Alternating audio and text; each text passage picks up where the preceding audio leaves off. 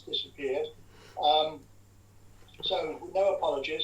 Any declarations by members of interest, pecuniary or other, etc., in accordance with the Code of Conduct? No. This is very strange for me because I can't hear myself. So no applications to be considered. A reminder to everybody that this will be recorded in audio for putting on YouTube afterwards by Yvonne, if it works. So it is being in principle recorded, not the video, just the audio. Right, we'll adjourn the meeting for the public session. We've got 2 planning applications today, and we'll take them in the same order as usual, as we usually do. The first one is the Peeling Quarter Farm, which I think is Simon, yes, as the applicant. Yes. Yeah. Okay, we were expecting someone else coming on that as well, who hasn't arrived, but no matter. So Simon, what would you like to tell us about your application? Well, it's mostly in the statement, but basically an application is taking the farm over and need to live there for the animals and the lambing and the calving of the cows. And I'm going to build it up to a bigger farm again, as it used to be. As I understood it from the application, which was very good, by the way, I thought the account that had been given was much more informative than we often get from your agent. I gather you've got 100 acres or so, plus 100 rented, 200, plus various sheep, cows, and a bull. And it's all livestock, isn't it? All livestock farming. All livestock farming. Yeah, all beef and sheep. Beef and sheep, yeah. And I take it where you are sitting at the minute is the mobile that you're talking about. No, actually, I'm sitting in Ashford at Julie's house. Oh, right, okay. My girlfriend. Okay, hello, Julie. Right, fair enough. Who's originates from Wittersham as well? I'm sorry? Who is what? I'm in. Who originates from Wittersham as well? Oh, okay. Right. Does anyone have any questions for Simon? No? Okay. Well, I suppose I do have one, Jeremy. Alan, go on. Is it going to be an easy process, Simon, for you with regard to discussing this with your neighbour? What do you mean by Alan, my neighbour? Well, Mrs. Benison next door, I think she's got some concerns. Oh, is she? Oh, I can discuss it with her, yeah. It's not... Is that what you mean? I think she was a bit worried about it being proximal to her boundary and that sort of thing. Well, the farm is right on her boundary, but to run the farm, you need to actually be there. I mean, in the long term, I'd like to develop the host house, so I can be a permanent resident of the farm, which is host house has always been there. So I like to be there, you know. But it's the privacy side of it is. It would be very nice to how to put this, to take Mrs. Benison with you on this. Oh yeah, definitely. Yeah, I would go and contact her and speak to her. Yeah, indeed. Yeah. I didn't know she had any problems with it. I don't think she's got a big problem, but I know she has got some concerns. Oh yeah, I'll go and speak to her one day. Yeah. Yeah. Quite neighbourly, so I'll go and have a chat to her and see what her concerns are. No problem. I'm sure that would be a good policy. I think Simon... Oh, definitely. I'd like to speak to that. Yeah. Sorry? I think the sort of issues that arise, Simon, are for a mobile in these circumstances, and they'll arise with Ashford anyway, probably, that they would likely, and I think the council here might well want to make these recommendations, that we'll think about that when we get to the council meeting. The principle really is that the temporary home, the mobile, should be there temporarily for as long as it's needed for the purposes you're putting it forward as. it doesn't stay on beyond that. It's agricultural use only. Doesn't get replaced by a permanent building. You mentioned you mentioned the Oast House. That's where your father lives, is it? No, he lives in the bungalow.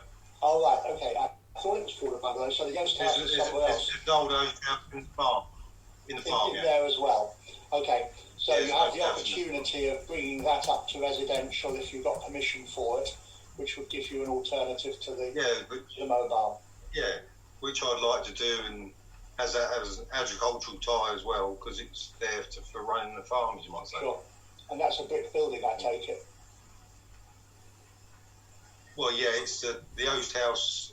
The actual Oast is still there. If you look on Google, the Oast is still there. And what's left, well, my dad pulled it down. It was falling down when I was about 12 years old, was the old oak frame. And it just got replaced with a steel frame building.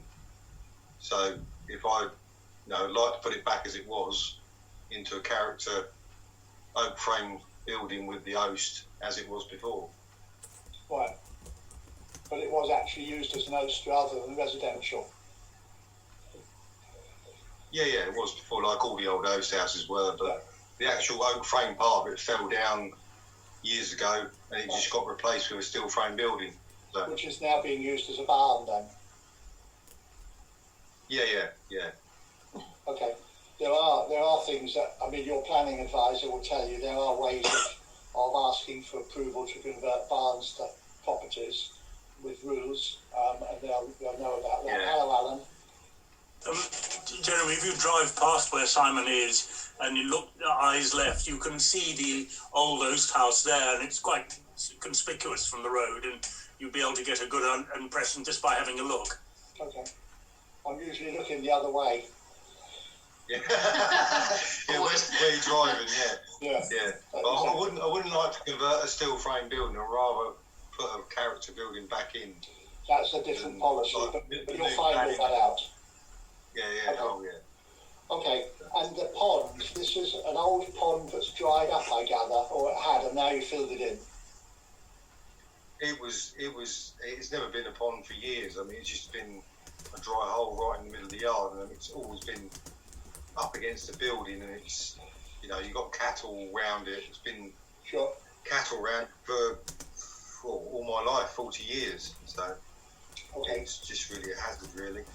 So. Right. Does anyone else have any other questions for Simon? No. Otherwise, we'll deal with that when we get back into the council meeting. Just wish you well with it. Well, thank you very much. Thank you. And then the second one is the old stables, Palstry Court Road, repair and refurbishment of existing disused Dutch barn to provide a studio space on the first floor and a utility room, store and carport on the ground floor. I don't think we've got the applicant, but Tim Heath is a neighbour. Can you tell us about your thoughts, Tim? I can, yes. So I have serious concerns about it because, for two reasons. One, it'll be an erosion of our privacy because windows in the plans on the west and south side will overlook and look into our garden. And we've always been very careful and sensitive about our privacy being eroded. There's just two dwellings down the end of a private lane, us and the old stables. And so that's the first concern, is erosion of privacy. The second concern is this won't be the first outbuilding that Miss Bates has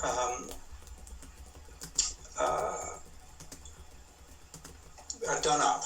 And she did up a small outbuilding about 4 years ago, cheek by jowl on our boundary.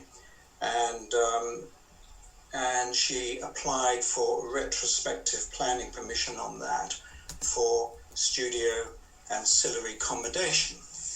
Then after it was finished and she got retrospective planning consent, she then promptly marketed it as an all year round holiday let, which there is no planning permission for.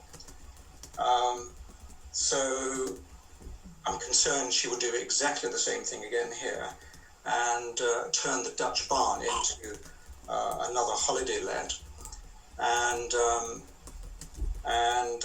that's, you know, without planning consent. Right. Okay. Does anyone want to raise any points with Tim? Questions or clarifications? I haven't since the application. Sorry, Jeremy. I haven't since the application been up to look. Would Tim, or indeed Miss Bates, mind if I drove up the drive to have a look one day shortly? Yes, if you come into our place and look from our side, you'll see what can be seen. Thank you. That's the best thing to do, is to come into us and then view it from our side as to what the effect of loss of privacy would be. Yes. Paul, you wanted to say something?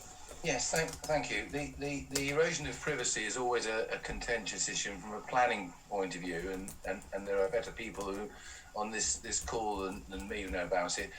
Unfortunately, loss of privacy at a distance there often is not really considered as much as the neighbour might like. But that's outside of this remit, I think.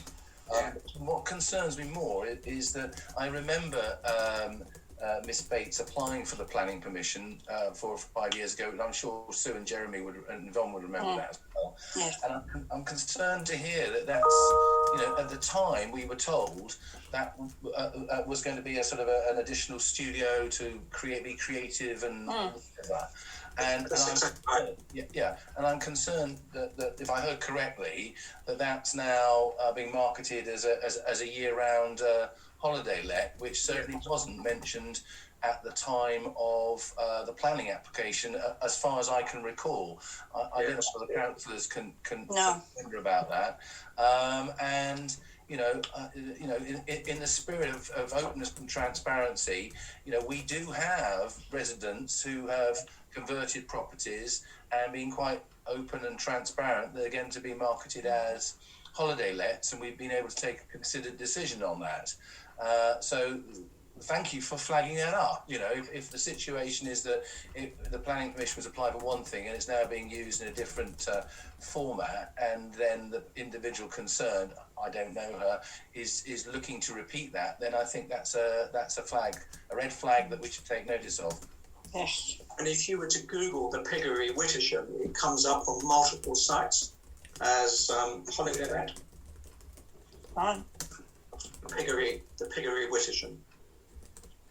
And one of the concerns about that particular issue is that holiday let guests have had their dogs coming in our garden, and we have young grandchildren. And on an occasion, our 4-year-old grandchild was very frightened by a dog being allowed to come into our garden from next door from this holiday let. Okay. So you can see what my concerns are. Sure. Sure. Okay. Right, we'll come to that in the council session. Anyone else got anything to say to Tim? No? No. Okay. Right, does anyone want to say anything else in the public session, Tim or Simon, other than what you've done already?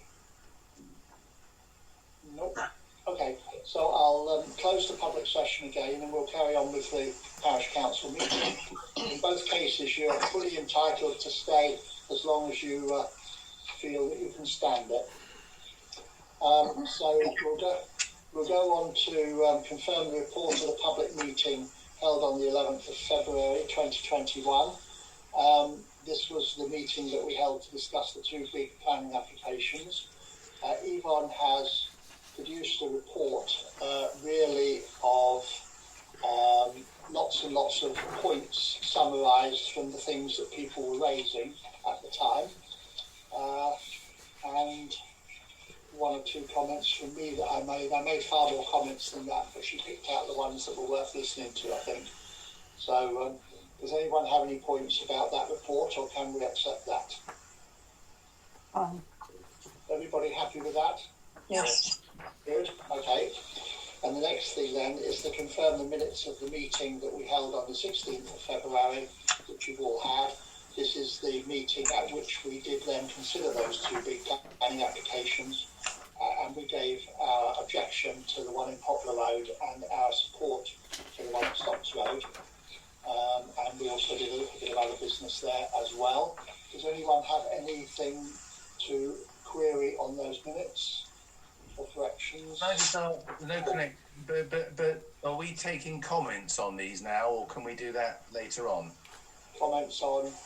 Well, I have an observation to make, not on the content of the report, but a concern I have as to comments that have been made by people about the integrity of the parish council. So when would you like me to make those comments? Well, I guess that's probably, it's not really to do with the agenda item on the minutes. So I guess the best thing probably is to defer that until we get points of information at the end. Because we've not got anything on the minutes about those two planning applications. I mean, I understand the point you're picking at, which is some of the stuff that went on next door afterwards and elsewhere. So, okay, we'll take that at the end, Paul. Does anyone have any concerns? Alan? Well, just to really say thank you to Yvonne for putting together these two complicated reports so effectively. Yeah. Thank you. Yeah. Good. Thank you very much. Good. Okay, so can we approve the minutes of the last council meeting? Yes. Yeah. Yes. They won't get signed, of course, until we're able to meet again. Alan, that was just you reaching, not putting your hand up. Okay, so I will have to sign those in due course, but the minutes have been approved. Right, now we come to matters arising. Yvonne didn't think there were any. I don't think I noticed any. Except I suppose, I think you actually mentioned it in the minutes, that the summer house application is not now going ahead, the one that got skipped last time. Yvonne? Yes, I put it in the minutes. Yeah, that's right. I said we put it in the minutes. Yes. I just thought it was appropriate because... No, you're absolutely right to do it. I'm just saying that what arose is that we're not coming back to it again. Okay. Any other matters arising anyone thought of? I didn't see any. So we go on to the planning applications. The first one is Peeling Quarter Farm, the one that we just heard about from Simon, who's already disappeared. Well, both the public attendees, if that's the right way, have disappeared. I did try to encourage them to stay.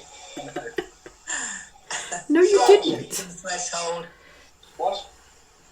Short boredom threshold. Indeed, yeah. I know people like that. This is very odd talking through these headphones because all I can hear of myself is it coming through my bones.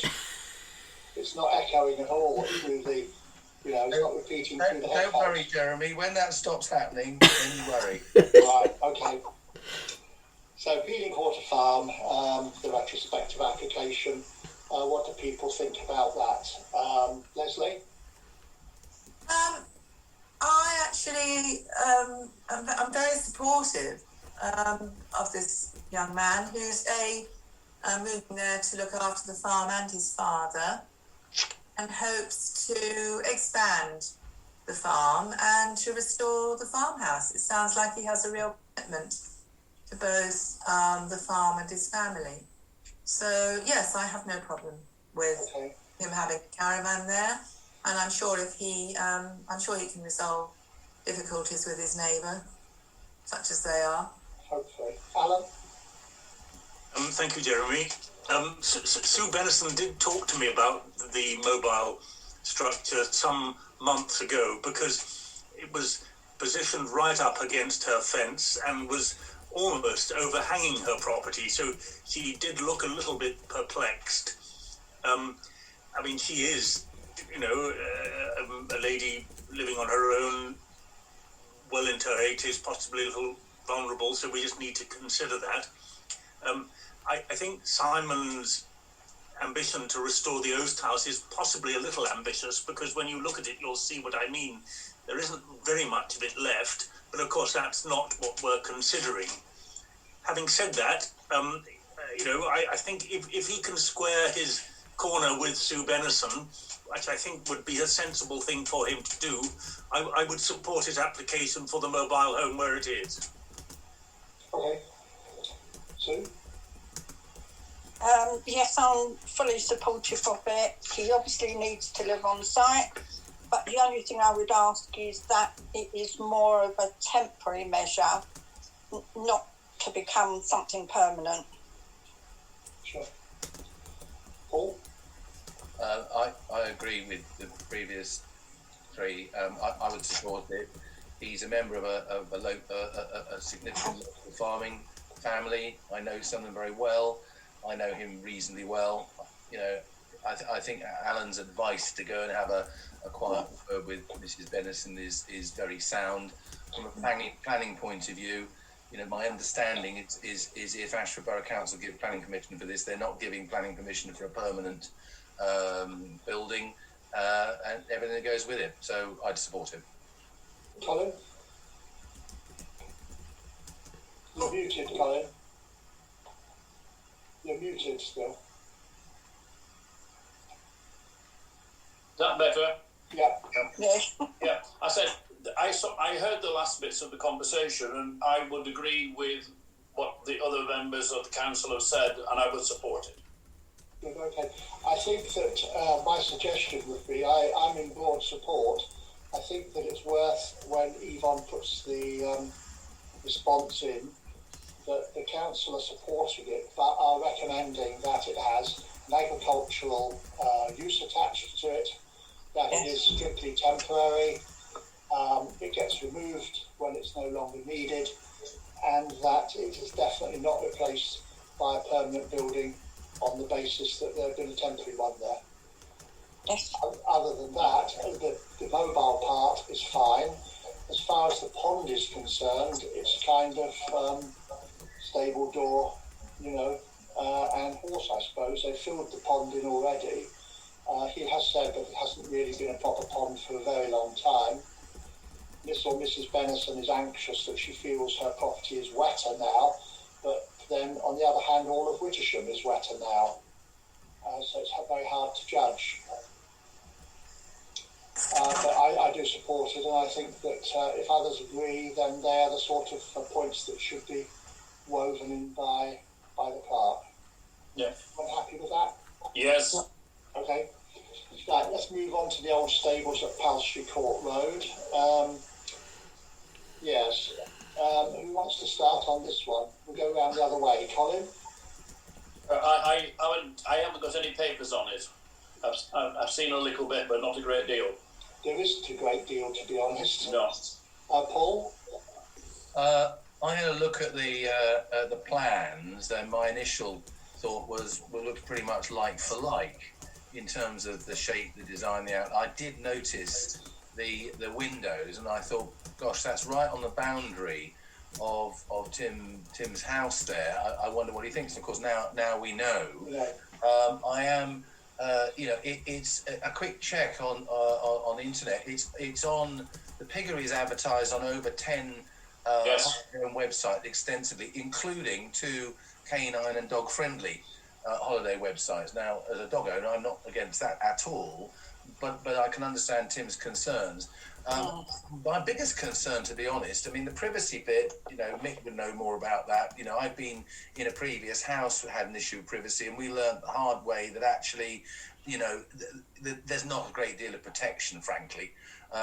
You could insist on putting glazed windows in, etc. But my biggest concern is that, we gave permission for something we thought was going to be a studio, and it seems to now be actively marketed as, a holiday home across multiple websites. And to me, that's disingenuous. And I would therefore have a serious concern. I don't know whether we can actually put a clause in which says this is non-residential, certainly non-residential, but holiday home or whatever the right wording would be. But I wouldn't myself at the moment wholeheartedly support this, because I think it's been disingenuous. And I suspect this is just going to follow exactly the same pattern, considering what's being put in terms of windows, WC, loo, etc., etc. So when it comes to the vote, I might well either abstain or actually not. I'm inclined not to support it at the moment. Yeah, Sue? Heard of it? Can I just come back? Yeah, go on. Following the notification that the piggery was there, like Paul, I've been on my other machine here, I've been into it. It's being sold as a 4-star provision. It's quite a high cost, without presumably the associated planning permissions. Right. Okay, thank you. Sue? Well, I was inclined to support it till I heard what Tim had to say. I'm very, very similar now to Paul. I think I will not be supporting this application on the grounds I'm concerned it may go the same way as the other building. Sure. And I'd also like to think that we can do something as a council to report on that other building. Sure. Okay. Alan? Thank you, Jeremy. One of two things. I think there is a bit of a history here between the people who live in that particular part of Wittersham. I think we have got new information today from Tim, and I'm glad he came along. I wonder do we have the option to defer our decision on this pending further inspection and further inquiry? As you heard, I'd like to drive up there and have a careful look myself.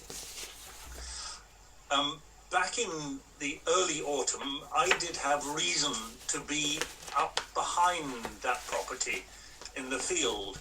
I was collecting something in my little tractor, and I was around there, and one of the things that I remember noticing was a trail of smelly effluent coming from somewhere. Now, it had the aroma of sewage, of human waste. And I looked at it rather suspiciously. I didn't actually do anything, and I didn't source where it was coming from, but perhaps I ought to just flag that up. There is something wrong with the effluent disposal up there anyway. And if there's going to be another residence, then I think that should be attended to. So this is either a package plant that's not been maintained properly, or a septic tank, or indeed a cesspit. There's definitely something wrong. And then Tim has, I think it's Tim's responsibility to secure his garden to keep out dogs. So I don't think we can use that against the application. So if Tim's worried about his grandchildren, he needs to make sure his garden is secure. That's his problem. But I take the other points on board. And as Paul's already highlighted, privacy is not a reason to turn down a planning application, although it can be a sensitive issue. But I think there are problems here, and I would propose, if it's possible, for us to defer our decision pending further inquiry. Okay, that's possible. Maybe though we have enough actually. Leslie. I agree with everyone else, and particularly with what Sue said, that I wasn't going to oppose it, but in the light of what's been said, it seems to be much more to it than first appeared. Right. Okay. So, all right. I think my suggestion would be, subject to other people, Jeremy. that sorry. Hello, Mick. You're muted. Would you like me just to say something about the overlooking situation? Yes, do. There are strict regulations on whether a place is being overlooked. There is dimensions. I haven't got them to hand, but it's something like about 20 metres between buildings, not gardens. But if you've got a private patio out the rear, of a building, that can be included or excluded from the distance involved. I think it's something like about 20 metres. And there's the angle of it and all, of the viewing. Yes, you can put obscured glass into windows, as was suggested by Paul, I believe. This would overcome some of the overlooking, but the chances are that those windows would be opening windows, and even if they're tilting windows that only open upwards, it's still quite off-putting by somebody sitting in their garden seeing his window flapping about. When it comes to the actual change of use of it, I think you could ask for it to be specifically for a studio and for a garaging, and if should any other use be required, they've got to come back for further change of use planning. That's how I think you could get some of the points that you've all made over to the planning department. Right. Okay, thanks, Mick. I think that given what Tim has said, the first thing is that I would have said this to him, but he's gone too quickly. He really should be making his own points into Ashford on their website, which have not been done as of today, or if they have, they haven't been posted yet. And we know postings are going rather slowly at times. So I think that Yvonne should have been encouraging him to do that. Maybe he doesn't want to, but he really should. The next thing is that I was a bit surprised. It's a full planning application, and it claims, if you read it as it says, that this studio is just going to be behind the same bit of corrugated iron with some windows let into it. I don't see that that's going to be what they do at all. I would have thought they have got to. It may still look like corrugated iron or more like the aluminium afterwards, but I would have thought they've got to rebuild it, make structural walls, insulate it, and all the rest. And there's none of that in the detail there. Jeremy, there's the wooden cladding, if I can put it that way. That's, in other words, it is corrugated, but they also put in there that the uprights, the walls, will be wooden. Okay.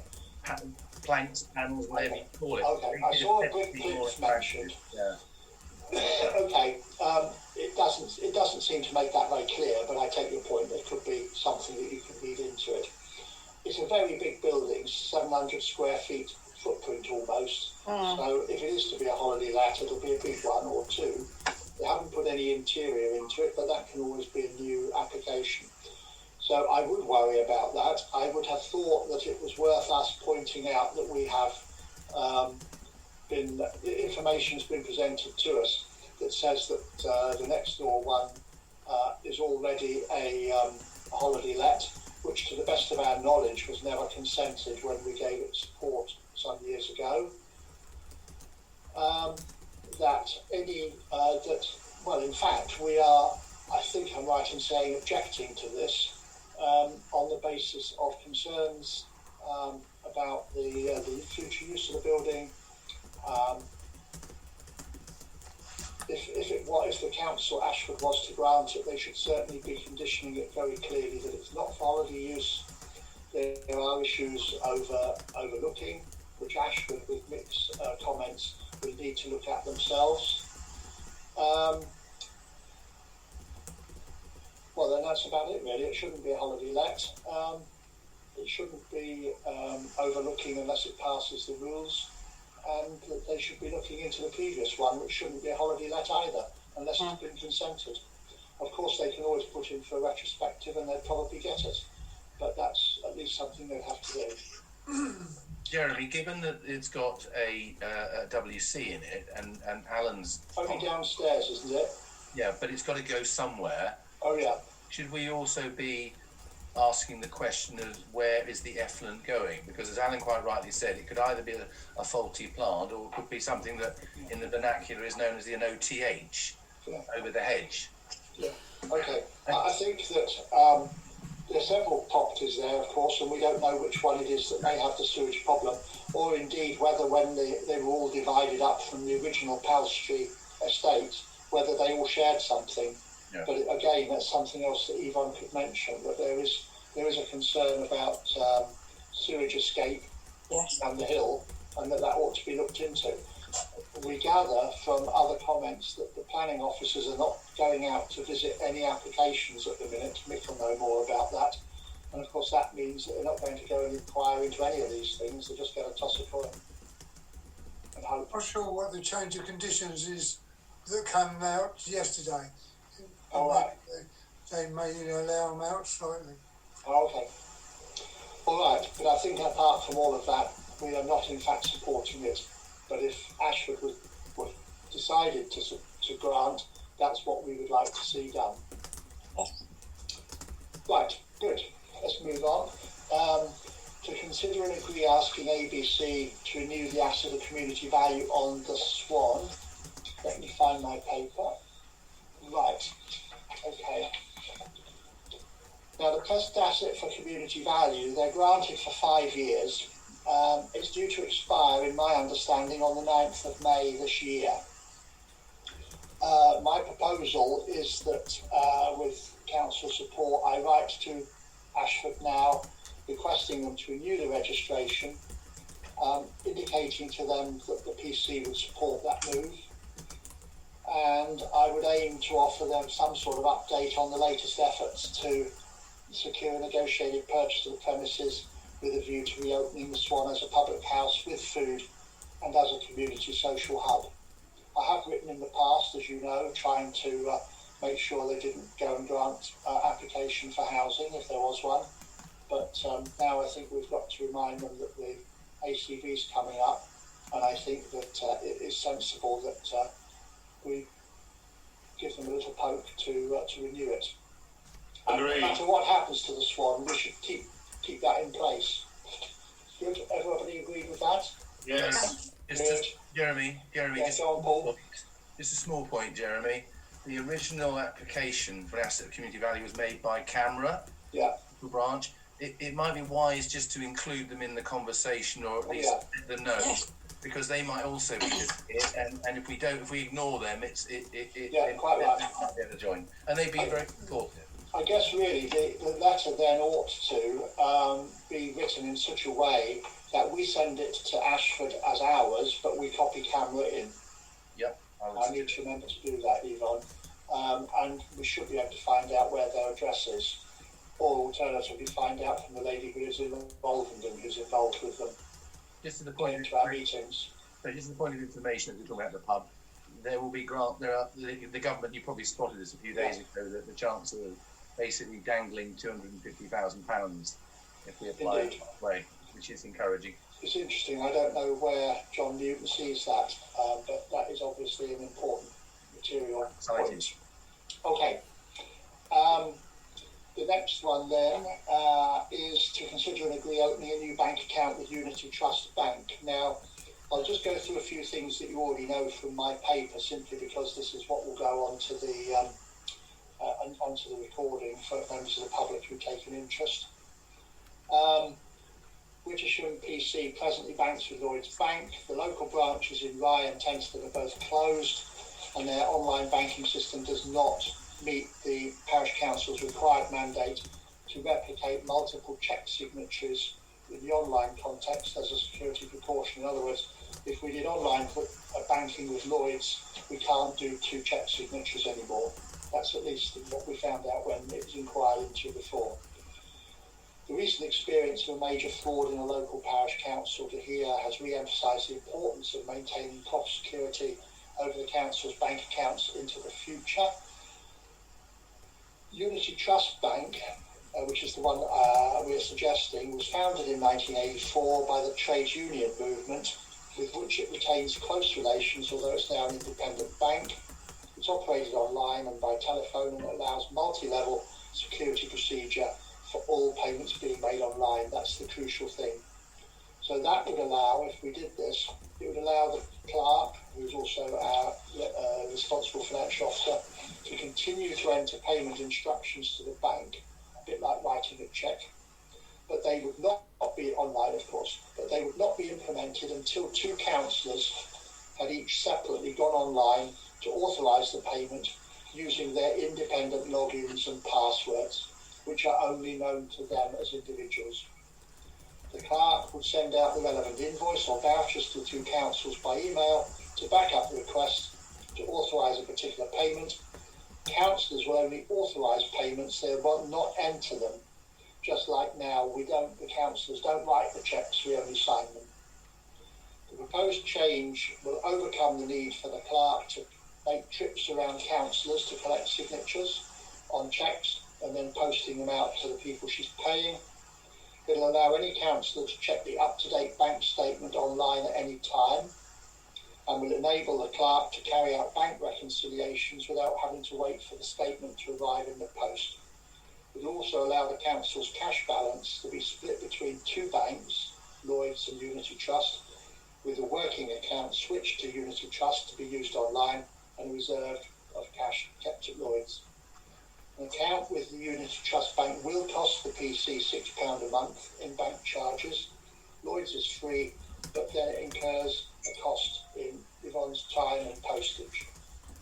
If agreed, the resolution will need to be minuted, and then just as a little warning, I think we'll need another short council meeting a few days later to approve the minutes so that I can actually sign them before Yvonne sends them off to the bank as part of their security checks to open an account. And once the account is opened, the bank will deal with all councillors as individuals to set up the logins and passwords. In other words, that's an important point. Yvonne, for obvious reasons, is not involved in any of the password details for us as individual councillors. So that's opening the bank account. Are people happy with that? I know that you are happy with the proposal outline, but we can then recognise that as a resolution. I think Go on. certainly satisfactory. I'm very happy. Good, thank you, Colin.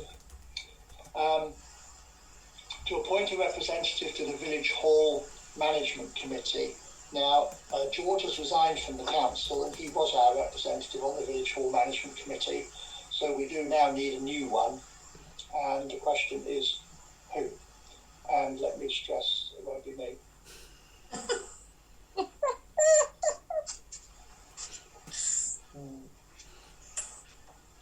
Well, I can't do it, mainly because of time. I've been co-opted back onto the PCC to help try and defend, support, whatever, having a victory in Wittersham, which is I'm glad to hear that. a critical issue. I've also taken, I think people know this, but I've also taken on board the chair of a charity in London, Homeless People, which is coordinating 1,000 volunteers across 33 churches. I didn't know that. Yeah. So I've just been. That's in Southwark, based at the cathedral. So that takes up a bit of time, and as chair, I've realised that actually there's as much an executive position, which isn't meant to be important, but it means hands-on more. I'm going to struggle to do anything else. Okay, Alan. I think we should perhaps dangle this opportunity as in front of the person who is about to be co-opted as our extra councillor, because I've got a funny feeling there aren't going to be any of us rushing to do this job. I would agree. I'm just taking on some responsibilities for Rotary European-wise. Takes me out of the equation. Looks like Leslie then. Well, I can't say it fills me with a great deal of enthusiasm. No. But you bring all the business experience, Leslie. Yes, well, the business experience would say let's get a new village hall, but Great, we'll go for it. Go on. Got a lot of support. Jeremy, just without painting Leslie into a corner, genuinely here, can you just remind, I think it's worthwhile thinking, what does this entail? Because it's always, to me, in the past, was all a little bit obscure. And I don't know as far as I know, there's only two people, Jane Neame and Steve Schuriger, still on the Village Hall Committee. And I think it's a bigger issue, actually, for us in the village than just finding someone who can be our rep. You are absolutely right. It is, and has been lately, a little bit of a curiosity. It obviously depended quite strongly on George as chairman and on who is chairman of that committee as well, as it happened, although it didn't have to be, and on Kerry, who was doing the main work, and she's likely to be leaving shortly because of the effort in the church. Yep. So it does, to be honest, it does need rebuilding. They've always been very pusillanimous, and I have had this argument at an AGM. There's an AGM every year, except that nothing much happens. I've had this argument there with Kerry quite sharply. The constitution of the trust says that all the regular users should have a nominee as a representative on the trust. Yep. They don't do it, with the exception of Steve, who went on for the film club. And when I said that they should put their foot down and say using the hall requires a representative, I got a big row from Kerry about the fact that no, that would just mean they wouldn't work, they wouldn't use the hall. Well, and so be it. So, by, as I say, being a bit pusillanimous, the committee has become moribund because they don't insist that the various people supply somebody. I'm sure it didn't used to be like that. It's part of the nature of the years we're in. But it does need to be rebuilt. I don't mean just the hall, I mean the committee. And there is a lot to do there, because it was okay. It did have people going there and using it. It did have funds, which it would have benefited from the funds that the council gave last year. Sorry, not the council, the Treasury. Okay. I think it got the £10,000 grant. It did. But apart from that, they've got to get their users back again, and that's going to be a little bit of a sort of banging the drum exercise as well, I think. And really, we have got a really quite good, I know we say that it's not very good, it's not as good as Rolvenden, but we've got quite a good village hall, really. Go and look at the village hall in Stone, go and look at the village hall in Carnarvonton. These are sizes of big cupboards. You know, we've got quite a large hall by comparison, and it's not in bad shape. It's not great, but it's not in bad shape. But we ought to be able to do more. Are you saying, Jeremy, that people don't really want to use the hall? I think that it's had the users. What I'm saying is that having had this year of lockdown, we've got to get people to start thinking about it again. Will they go back to the coffee mornings on Tuesday? The market is getting a bit poor. Will that get going again? Will the dog training start up again? Will the I'm not sure if the bowls works or not now. Will the the Tai Chi happen again? And so on. Will the table tennis start up again? Yes, Alan. I think we just have to have faith in human behaviour, and I think it won't all happen immediately, but I think over a few weeks and months, people do need to get together, and when lockdown has gone, people will find opportunities to start Pilates and dog training and everything up again. Well, I hope so. And people will take the opportunity. Okay. I think we have to have faith in human behaviour here. Okay. We can't make it happen, but it will just let it happen naturally. Okay. Well, I'm just exercising faith in my councillors' human behaviour that one of them's going to do this.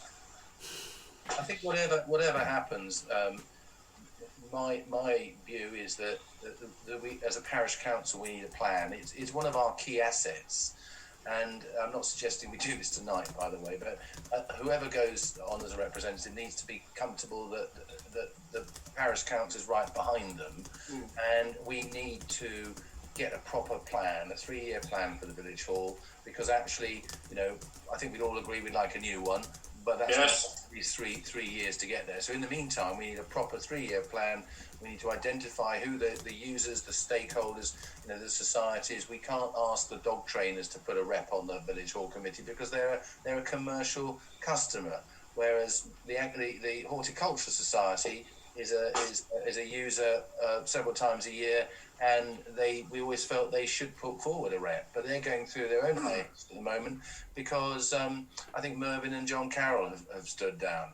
So there's a lot going on, but I think pulling it all together, whoever goes forward, be it one of us tonight or a new person coming in, we need to have a proper plan for the village hall. And actually, this is an occasion where sometimes we should think about at least outsourcing to a professional. I'm not talking about a huge expense, but saying, you know what, have we got a small amount of money, we can outsource this to a professional who can give independent insight, come in, have a look at it, have a look at the stakeholders, the customers, etc., and come up with a marketing plan. You know, there are plenty of people around who can do that, and sometimes it's worthwhile spending a little bit of money, if we've got it, to bring in that independent insight, I think. True. It's a thought. Mick? Yeah, it's like a good idea. Mick? Jeremy, I'm afraid I have to leave your meeting now. I might just like to remind the rest of your committee that the two villages you commented on their village hall are a quarter the size of Wittersham. Oh, the villages are, yes indeed, but so are the halls. Yeah, quite. I say no more. Have a good meeting. Thanks a lot. Bye. Thank you for coming. Bye. Much appreciated. Bye, Mick. Bye. Well spoken, the Isle of Oxney ward councillor. Right. Yes, I think that we're the jewel in his crown. Well, that's steady. Jeremy, let me think so about is that it. a yes then, Leslie? No, may I think about it? Yes, please do. I mean, seriously, I will think about it. Okay. I mean, I'm quite happy to kind of try and provide input or thoughts or whatever, or you know, whatever. I do go to the AGMs when they call them, but I'm just quite definite that I don't want to do it because I've got enough. No, of course you have. I mean, it's the last thing I ever thought I would do. Yeah. But that doesn't mean to say one shouldn't do it. So let me have a think about it. Okay. Right. Well, thank you for that, Leslie. The next thing then is the process to co-opt a parish councillor to fill the vacancy. Now, talking about process, we've got to replace George's position on the council.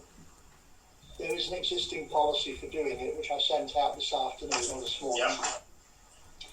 We just need to agree now that the clerk will advertise the position on notice boards, the website and in Outlook at the start of April.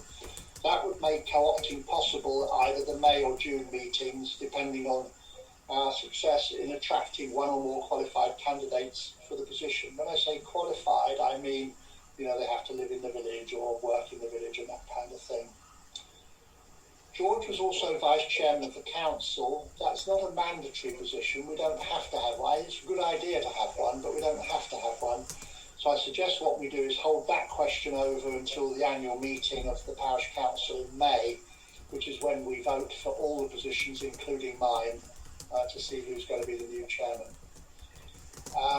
new or old.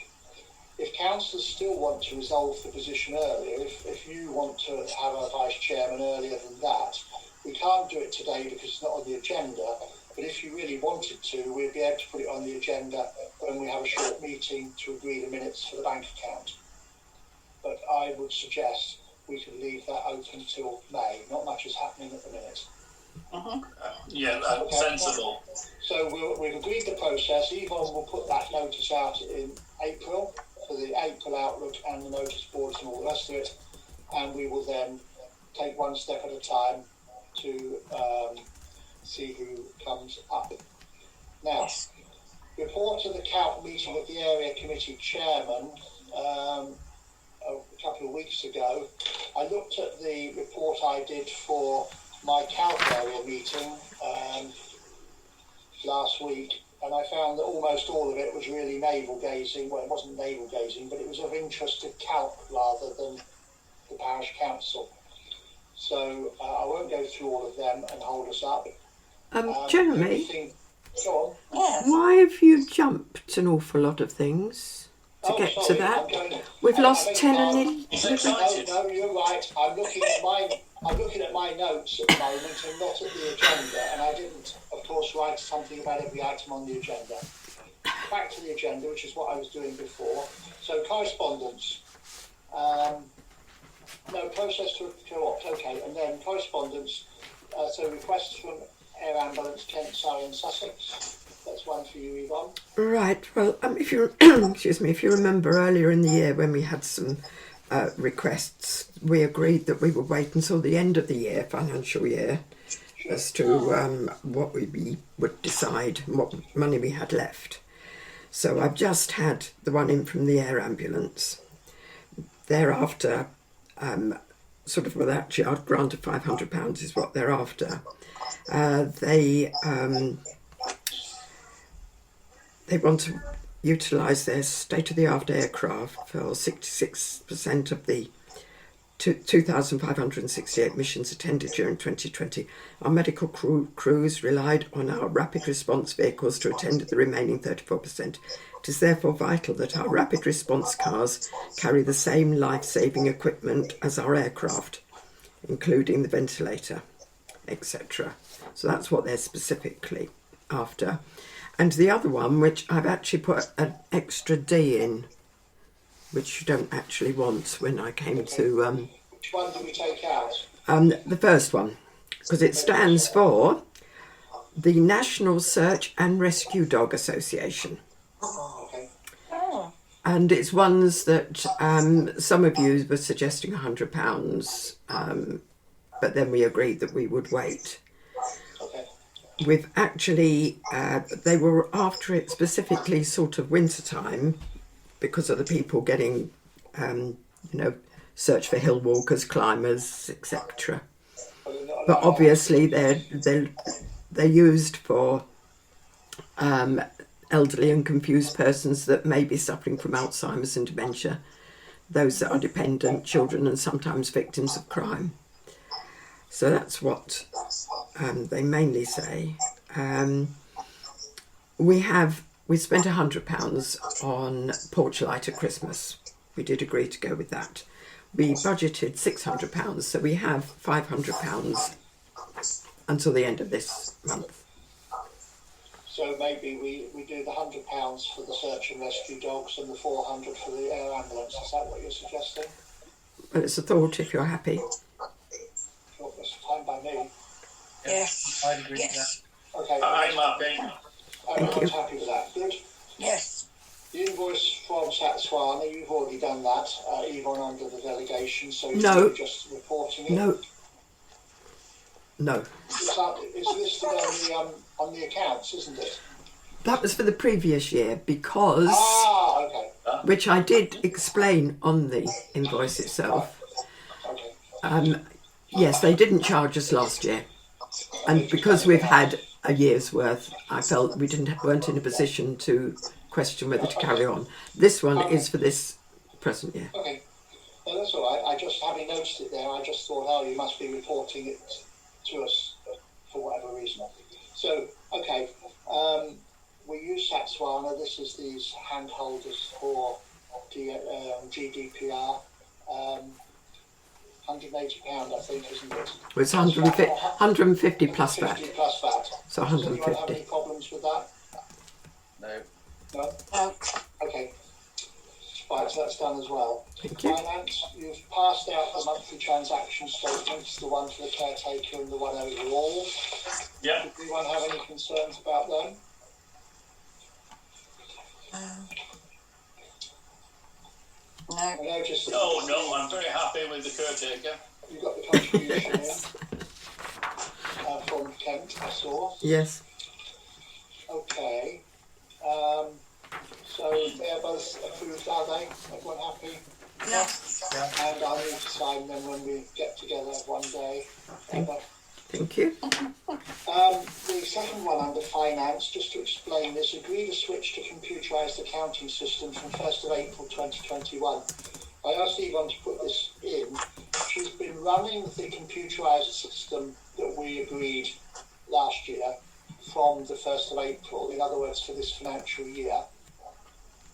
But she's also been keeping her book going, which we're used to, the big red book, which is what we've been doing bank reconciliations in and all that. But she produces the reports off of the computerised system as well and is running them in parallel. What I have said to Yvonne is that from 1st of April, I believe she should, as it were, jump off the cliff and start using the computerised accounting system. She's had a year's experience as the accounting system for the council. If she wants to scribble away in her red book to keep herself happy and keep it under her pillow, that's all right. But the accounting system for the council should be the computerised one. Otherwise, it just drags on and on. But I did suggest that that really ought to be subject to us resolving to do it, since it's a rather important matter. So are people happy with that? Yeah. Yes. Everyone happy? Yes. Yeah. Okay, good. I mean, it didn't seem to me to be something that she ought to do under the delegation. Okay. So report for noting from the representative on outside body. We're back to the calc thing. As I said, a number of things actually I don't think are of interest to you tonight. The only thing I was then going to mention was limited interest. Calc is now running a Zoom workshop, but it's for beginners. They are, though, talking about running a more advanced one later. And I think that must be in the expectation that Zoom might continue to play a part for some councils and maybe area committees, even after things get back to normal. My personal hope is that we should return to physical meetings as soon as we can, as being by far the more productive use of our time together as a council, but others might have other preferences. So that's all I had to say on that. We then get to a vexed subject, which is the annual parish meeting. And this is where we've got to think of what to do. But first of all, I need to explain what the problem is. So let me, for clarity, explain the council's obligated to hold 2 special meetings each year. An annual parish meeting for residents, an APM, and an annual parish council meeting, or an annual meeting for the parish council, you could call it either, APCM. They're different. The annual parish council meeting is the easiest one to deal with. We always hold it in May. We have to hold it in May. And it's the same as any other parish council meeting, except that it has a lot of mandatory agenda items, which include electing the chairman, the vice chairman, the committees if we have them, representatives on external bodies, internal working parties, or responsibilities. We do that every May. It'll take place in May 2021, as usual, although last year it was scrapped in 2020 under the lockdown regulations, which particularly scrapped it for us. It was nothing to do with us. They just said you don't do it. And all the appointments extended for a further year. So in other words, I've been chairman this time for 2 years until May, when you have another vote. Now, that's the annual parish council meeting, but that's all I have to say on that. The annual parish meeting, though, is a bit confused. It needs to be held each year between March and the 1st of June. Wittersham usually holds it in April. It's the meeting where we get together in the club room and residents, a few of them, come along and sit there with a glass of wine and some peanuts, and they hear reports, a report from me, which Yvonne puts together with me, and also typically a report from the county councillor and the borough councillor. If they can't come, they send a written one and Yvonne reads it out. Residents can ask questions as well.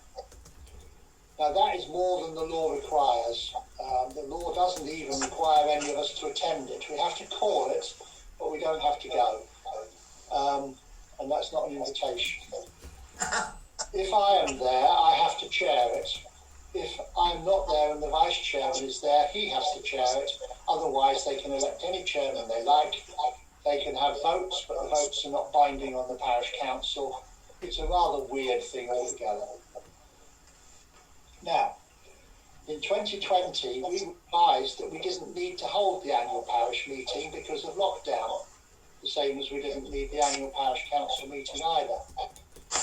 That sort of was a no-brainer because we weren't in a position to hold it. We had nowhere to hold it. But having looked at it now, the regulations that came out on lockdown didn't actually authorise us not to hold it. They authorised us not to hold our own meeting, but not the parish council, but not the parish meeting. So we were told we didn't need one, but I don't know why or from where. We're now being urged by NALC and CALC to to hold the APM before the 7th of May, because that's the date the regs for remote meetings expire. Am I getting an echo again? No, fine. No, just me. Right. On 7th of May this year, the regs that tell us we can have remote meetings expire, unless they're extended. Now, so far, the government is being lobbied by NALC to extend them, but they're not willing. They may change their minds, of course, it wouldn't be the first time. After May the 7th, there'd still be 3.5 weeks to hold a physical annual parish meeting, but then the village hall can't reopen, according to the roadmap, until at least the 17th of May, if then, and that's up to the village hall committee, not up to us. Even if it did open, I doubt people would want to attend it. And if they did want to attend it, are they allowed to leave the house for it? I mean, it just is all bizarre. Now, the last problem is that while the regulations were amended, the April ones last year, that told us we could have our meetings remotely, they then amended them in July to authorise parish meetings to be held remotely.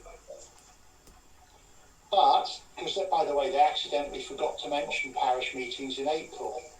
But when they did mention them, they excluded from them. When they did bring them in, they referred to parish meetings that are held by parishes without a parish council. And this is where it gets completely tangled. Parishes without a parish council, like us, often have a parish meeting, which serves in lieu of a parish council. They meet twice a year, the residents, and decide what to do. And in July, they were told they could do that remotely. But it still didn't include parish meetings for parishes who have parish councils, which are different. You still with it? Yes. Jeremy, I think... Eyes bleeding. Jeremy, the unlocking pathway thing that's been issued by the government, the dates, I think, are quite clear. Yeah. So we will not be able to hold a parish meeting before the 17th of May. Yeah. Right? If after Yeah. the 17th of May, if we classify it as, quote, a performance or event, will be subject to indoor limits at half capacity, up to 1,000 people. Well, we're not going to get there. It strikes me that if we said that the village hall is a big hall, can hold whatever the limit is, say 100 people, then we could allow 50 if they're properly distanced. We could. The thing about it is, though, we're not going to get anyone going. No, I totally agree. Totally agree. Why can't we just defer the annual parish meeting to when lockdown is finished and use it as a bounce back and a celebration and turn it into as much a social event and re-energise the village hall? We totally could, and I think that's a good point. But let me just work my way around the rest of this conundrum and then decide what we have to do about the annual parish meeting, which has to be held by the 1st of June. I mean, that's the law at the minute. I mean, this is where the law is in a total tangle, and when they amended it, they cocked it up. Anyhow, they do seem to have mixed up the two sorts of parish council meetings. Parish meetings, sorry, not parish council. Now, I've taken all this up with Clive, who's the advisor at CALC, the other day. He's taken it up with a senior lawyer at NALC. It's been batting back and forth between me and Clive and the lawyer. And you'll not be surprised to hear that the answers keep avoiding the elephant in the room. If we're authorised to hold the annual parish meeting this year remotely before the 7th of May, where does the authority exist? If it does exist, why were we allowed not to have one last year when we could have done it the same basis? Where was that approval? And if we are allowed to hold one remotely now, then why can we not use the regulation that allows us to both move and cancel remote meetings without notice, not apply to the annual parish meeting, so that we could call one and then cancel it? We're being told that we really ought to have it before the 7th of May and do it remotely while the remote regulations are there, but no one can tell us that the remote regulations cover it or don't cover it or how or where or anything. Now, all this is based on my view, and Paul has just shared it, that that residents won't wish to attend a physical meeting after the 7th of May, even if they could, if the village hall opens and all the rest of it. Or I suspect even a remote meeting before then, without the usual benefits of a social occasion in the hall. And even then very few turn up. We also don't have much to report. So I strongly suspect, with residents' interests not pointing towards the PC at the moment at all, it'd be a waste of time and effort. But there is the issue of the fact that, strictly speaking, we should have one. Now, Mike Hill, the county councillor, has already asked the clerk when we're holding our meeting, and I think that's not least because KCC is due to go to the polls on the 6th of May. Also, by the way, the Police and Crime Commissioner, same date. Government presently denies any intention of delaying those elections, but as the village hall won't be open in time for the election, I have no idea what they're going to do. Will it be 100% postal? How would they count the votes? A lot of people have said they can't possibly count the votes because they don't have the room to put all the counters in the hall. It's all tricky. So this is the question. What do we want to do? One approach might be to hold the annual parish council meeting, which we can do and must do. That part's clear cut. And we've got a potential date on the 6th of May, which Paul has agreed he can do. We've got to definitely do it. So the 6th of May, same day as the elections. Now, we could call an annual parish meeting the same evening. It may be legal, it may not be legal, heaven knows. No one's worked it out, they're in a tangle. But I wouldn't then offer any reports, because we don't have to. I would be inclined to say to Mike, don't come, and he won't anyway, because it's the day the election's already happened. We can answer questions if anyone actually decides to attend and ask one, but most likely won't. We won't go out of our way to, we'll call it with the advert in the Outlook, I suppose, and on the website and the notice boards, but we can make it clear that nothing will happen. And that way we've ticked the box just in case the legal side does finally come up with a solution buried in there, which the lawyers haven't yet suggested. And then we can wait until next year for a return to normal service, or what I think is a really good idea, Paul's idea about having a little jamboree when we can get going again. And we probably still have no one turn up, but at least we can put our best foot forward. Anything else, it seems to me to be a lot of effort. The PC report takes Yvonne and me hours to compile for little or no value, and I don't think it matters at all to our residents. So what do people think? I don't ask you to analyse the legal points. As I say, I don't think there's a way through the legal tangle. Clive agrees with me, and the senior lawyer at NALC isn't actually answering the questions. Alan? Go for a combination of your suggestions and Paul's suggestions, please. Yeah. Great. Yes, Okay. Good idea. Yeah. Yes. So we'll have a formal APM, which doesn't really happen, and we'll say that we'll have a proper APM later, which won't fulfil the law because it'll be after the 1st of June. Yeah. But we're doing what we can. We're not being dishonest. We're not failing in our transparency. I think that was a good idea from Paul. Yes. Just a quick thought. For the annual parish meeting, brackets, jamboree, close brackets, we could, that's where we showcase what we do for the village. And remind people that actually, so that goes without saying. But also, maybe what we do is we invite key societies in the village, brackets, potential or existing users of the village hall, and give them a 5-minute platform to say what their plans are for the future, what their recovery plans are for the History Society, the Bell Ringers, the Vegetables, the Horticultural Society, etc., etc. Because that means that if they agree to it, A, they've got to send someone, and B, that's a way of spotting those people who might be pulled in on the village hall committee. That's a good idea, and I think also if we have resolved between ourselves now that this is what we're going to do in July, let's say, when everyone's hoping to go on holiday, we can make it clear on the notice for the one in May that actually we aren't really going to do anything. It's just a formality to get a tick in the box, and we will do something different in July. Correct. When people can come along and have their vino. And they'll say that's the only thing they ever do get out of the parish council. Not a bad thing. Okay, good. Thank you for that. Then. I'm sorry that is a bit of a tangle. Jeremy, Yes. when did you want to have, you are going to combine them, but when did you want to have, which way round, time-wise? Well, I suggested to Yvonne last time, she thought I wasn't being very helpful, that we'd have the parish council meeting first and the APM afterwards, because the annual parish meeting, the annual parish council meeting is long and tedious anyway, but I don't want to make us sit there later and later if people come along, if people do come along. And of course the annual parish meeting, it is their meeting to ask questions and make their points. And I don't really want to find that our long meeting, which we have to do afterwards with all the voting and all the rest of it, gets pushed back further and further in the evening.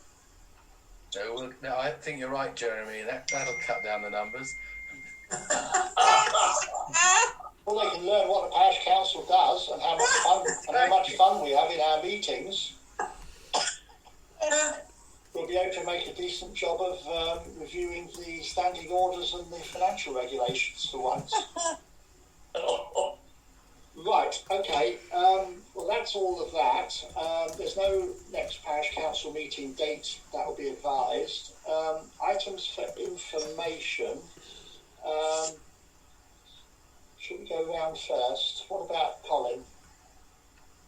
What about? I've got nothing to at this stage. Anything new? Oh yes, I have. This morning at 7:30 a.m., while crossing the road to the shop, there was a complete blockage outside of Poplar Farmhouse. Insofar as that, I think Audrey was having a delivery at 7:23 by Goff's Fuel. All the cars were across the road, and a big lorry that was going to Rye was stuck in the middle. Traffic on both sides were actually boarding up for at least a quarter of an hour before the lorry was released. Great calming measure. Yeah, I cannot make any other comment, though. It was a Francano, the first order. Which I suggest may well occur if they are successful with their application in the future. Sure. I heard something about the Poplar Farm one, which I won't mention now, but I can mention later perhaps. Right. Paul. Items for information. Yeah, I did want to talk about the situation at the church. Yes. Because do you want to do that now or later? Well, let me make a couple of points because they fit in with a couple of other things as well. We are faced with lack of vicar, potential sale of the vicarage, and basically an eradication of a regular church service and activity in the village, and it is one of the key aspects of the village. We have a VA school, which is the highest category, and I didn't know that until I did a little bit of research. And by the way, as a point of information, the school has a capacity at the moment for about just over 130 pupils, of which 40% are from Wittersham. If you add in Appledore and Stone, that goes up to 70%, right?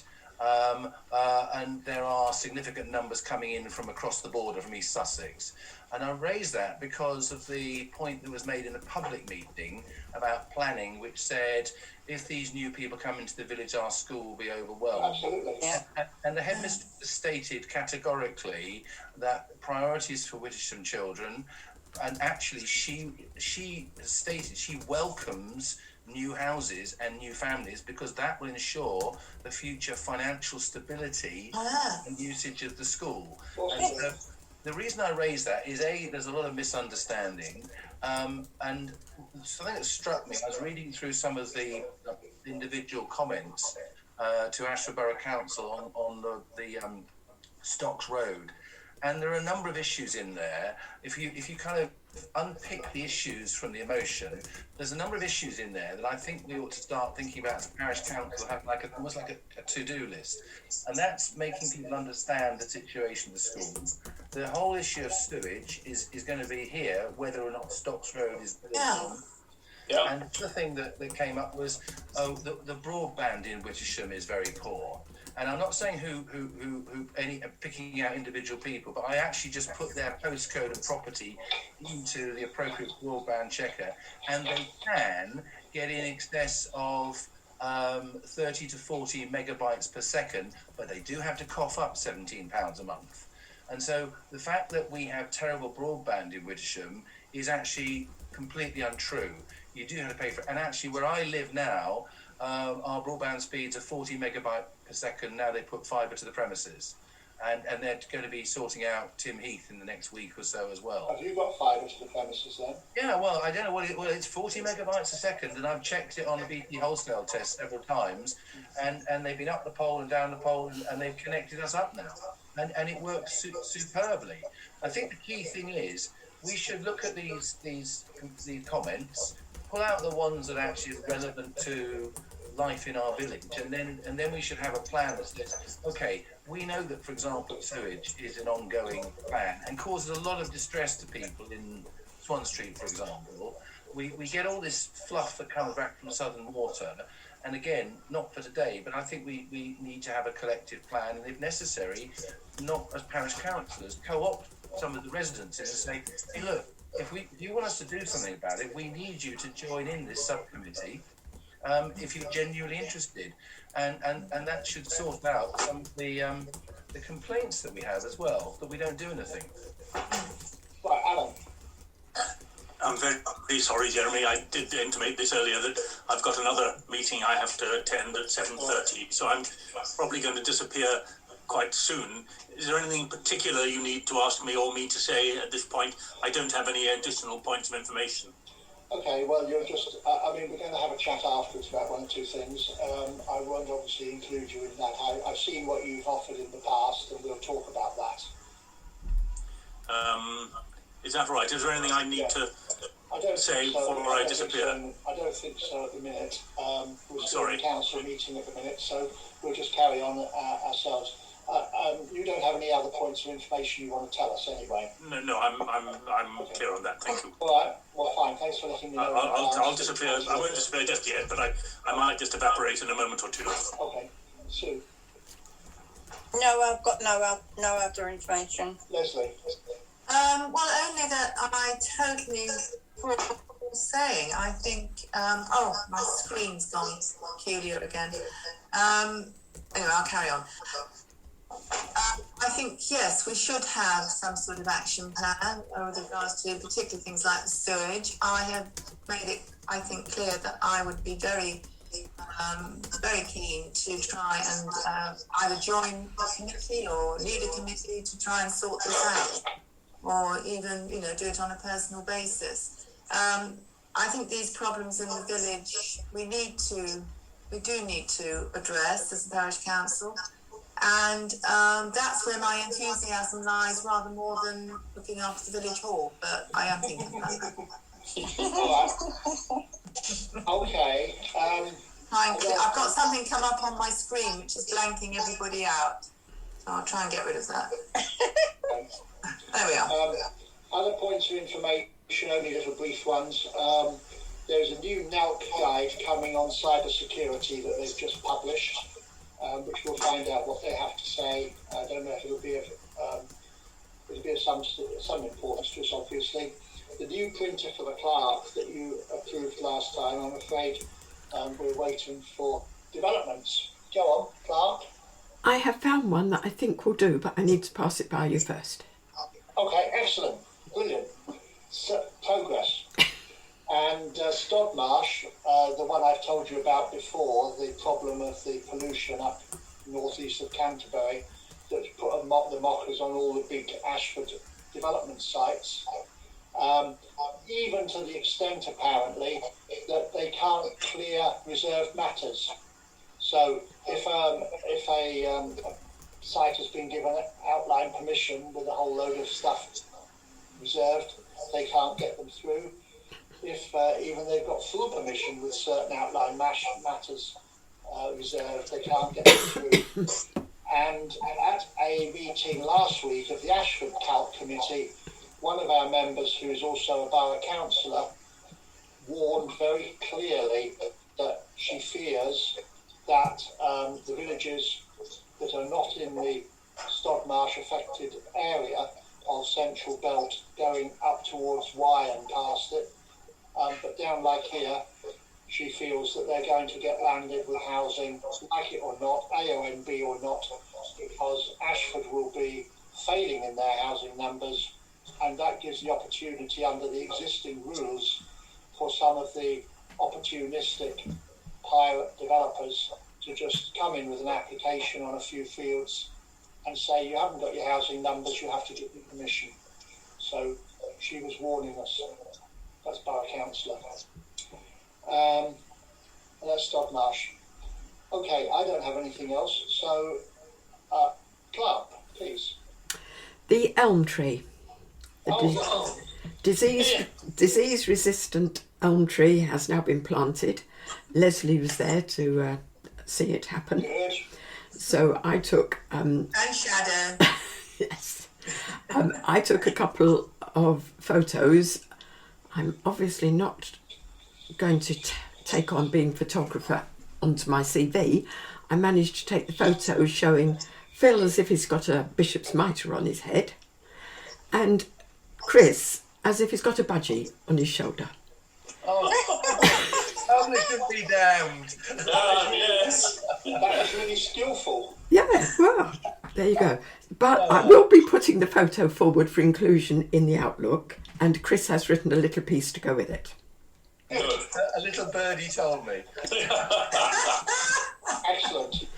Will it be named? What, the elm? Oh, you mean as a pluck rather than a Fred the elm? Yes. Yes. Just that it's been a momentous year, and Yeah. maybe we could reflect that in the planting of the tree. Okay. Right. So, is everyone happy if, don't go away yet, but is everyone happy if I now close the council meeting? Yes. Okay. Yes. I shall close the council meeting then. Thank you very much. Yvonne will stop